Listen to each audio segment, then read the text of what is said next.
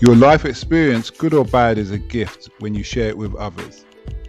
At Taxi Chronicles, we allow real riders with real stories to share their gift. So hopefully this episode will intrigue, enhance or inspire you. Don't forget to like, share and subscribe. Morning. Yes, we're back with another episode, another rider. Today we got a short but sweet, but this guy's going to tell us how he got stabbed when he was on holiday in Magualie. Nice to have you here today, mate. Yeah, hello. So what happened?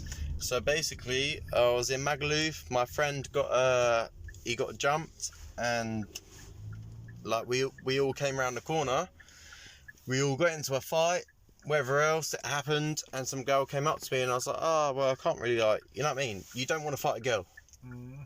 So where's Magualie? In Spain. Okay. Right. And I didn't really want to fight her because it's a female. I'm never gonna hurt a female. Yeah, go on. And then all I remember is that she lifted her arm up at me, and then she lifted her arm up. Yeah, and I got stabbed by a scalpel. Oh, so she stabbed you? Yeah, she stabbed me. Really? Spanish girl? Yeah, Spanish girl. Alright, and so after that experience, what's your attitude when it comes to underestimating women? I think now I'm more aware about my personal space, because at that time she came up to me and I was like, she was really in my face, and I was a bit like, okay, I'm not going to do anything because, you know, close vicinity, you're a female, like I don't really want to hurt any like females. But little did I know it was her boyfriend that I had a fight with, and I beat up, and then she stabbed me, basically. Where did she stab you? In the stomach, just above the belly button. What? With a scalpel? With a scalpel, yeah. Whoa! So that must have gone deep. And then what happened then? What did you do when she... So I carried on fighting, like with my friends and whatever else, because I had the adrenaline. And then basically, the police came. Yeah. The Spanish police weren't interested at all. They didn't really want to know what was the issue, and the Spanish police for you. Yeah. They don't like British tourists. No, so the Spanish police were just like, no, I don't really want to know what's going on. And then basically in the end, it ended up me going to the hospital, blah blah blah. Spanish ambulance. If anyone on your podcast knows and they listen, it'll come to £996 to get an ambulance to the hospital. So wait a minute, didn't you have holiday insurance? I had holiday insurance, but they wouldn't take it because they took me to a private hospital. So your holiday insurance will cover any hospital? Yeah, so in the end they did cover it, but at the start it was, if you're not taken to a public hospital, so say somewhere like Hemel Hospital, they will cover you, but if you're taken to a private hospital, they will not cover you, or they will try not to cover you, if you like. And so when your life's on the line, you just don't care, innit, really? Yeah, so my life was on the line. I was like, you know what I mean? I was stabbed, like, I was bleeding out, she just whatever else. She stabbed you once? Yeah, she stabbed me once in the stomach, so... And it was deep? Yeah, I had internal bleeding on the muscles in my abdomen. They patched me up in Spain. It cost, like I said, £996 just to get me from the ambulance to the hospital, let alone the extra fees, which was about 1,100 quid. Got back to Hemel, where we are now. My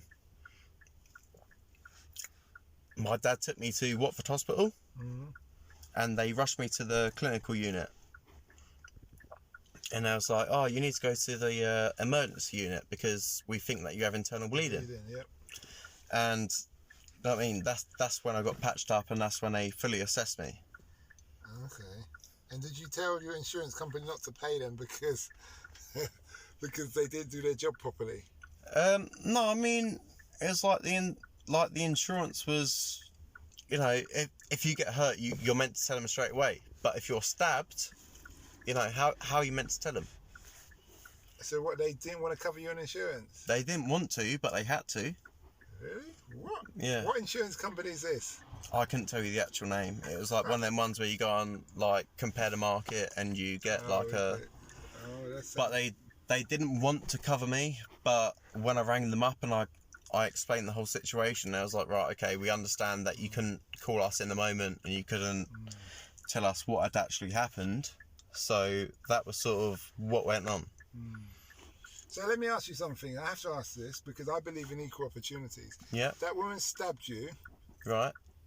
You wouldn't have assaulted her to defend yourself. No. Really? No. I think there's an element of, you could say, too much goodwill. Yeah. Where you've got to be realistic and say, wait a minute, she's playing a man's game now and she's actually going to take my life away. See, that is the thing, because I never actually knew that she came up to me with that threat. Yeah. I didn't know that she had the threat of stabbing me. I didn't know that she was going to do anything to me. Were you lot all under the influence of alcohol? Yeah, we'd been out in Magualie, so we'd be drinking. Yeah. We was going back to the outside BCM, which is the mega club out there. Yeah. And a bunch of Spanish people. And they grabbed one of my mates, like I said, in a headlock. And he shouted, he was like, yo, like... Yeah. Whatever so they're just else. Causing problems, and because of causing jealousy, envy, or whatever. Exactly. So we walked back round the corner, and then we got into a fight, and everyone was sort of like, there was 11 of us, and there's God knows how many of them. The person that I had a fight with myself, I had a fight with him, blah blah blah. Not like, you know, he ran off. What did your mum say about the girl? Not a lot really, because when it happened, I didn't really want to tell my mum. Yeah, but later on, did your mum say you was right not to push her away or not to do anything? Yeah. She was like, you should definitely not hit a girl. Regardless which is what I stick to now. Okay. Which is always what I stick to. That's interesting. It's interesting that regardless that you nearly lost your life, your mum was saying you're right not to defend yourself. Yeah. Okay, that's interesting. But at the end of the day, she also said, if you know that they're going to threaten your life, you need to do what you need to do to protect your life. Okay. And at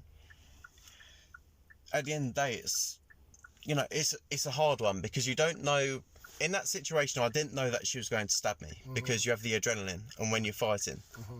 After that, it comes down to, you know, fight or flight, really.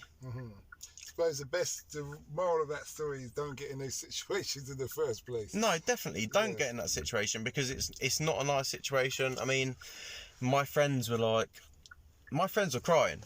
I'll be honest with you, my friends were crying because we didn't know how serious the stabbing was. Because I've been drinking, it thins your blood. Your blood is pouring out a lot more than what it would do if you wasn't drinking. And that is the whole sort of situation on it. What would you say is the overall thing that you learned? The overall thing that I learned from it is don't let anyone sort of come into your personal space. And what distance is your personal space? Your personal space will definitely be sort of a meter. Fair enough. I think in a fight, I'd extend that to a meter. In confrontation, I'd send that to 1.5 meters. Yeah. Because a knife can be pulled very quick. Exactly. Not that far. Well, the thing is, like I said to you, I didn't realise that she had pulled a knife. Or pulled a scalpel, whatever you'd like to call it. Yeah. It was generally just like a in-the-moment thing.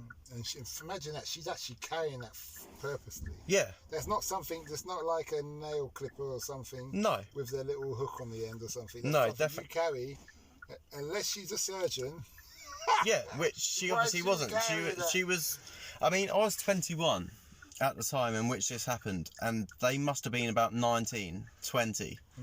So, you know, they're out there looking for trouble, looking for weak English people or weak tourists which have been out all night and they're drunk and they're not really. So they can take advantage. Yeah, exactly. Whatever, And they sort of ran into us, and then unfortunately for them, there was a lot of us. There was about 11 of us.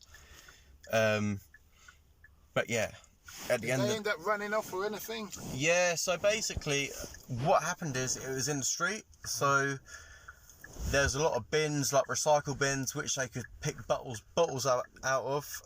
They was chucking like bottles of vodka at us, empty bottles, of course. And that was just a full bottle. Yeah. Go on, yeah. But a couple of my friends have they've trained in like UFC and stuff like that. So they're quite accomplished in terms of fighting. They know how to fight and stuff like that, which, you know, helps us to our advantage, because at the end of the day, it's, you know, you have random people starting on you. You have, you know, people that know how to fight. They sort it out. Well, thanks a lot for that, mate. No, yeah, definitely. And we wish you well. And yeah.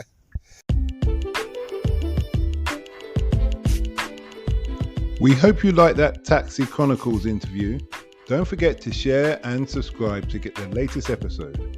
Ever considered investing in the continent with the fastest growing economies and population on Earth? The same continent that holds 30% of the world's known natural resources.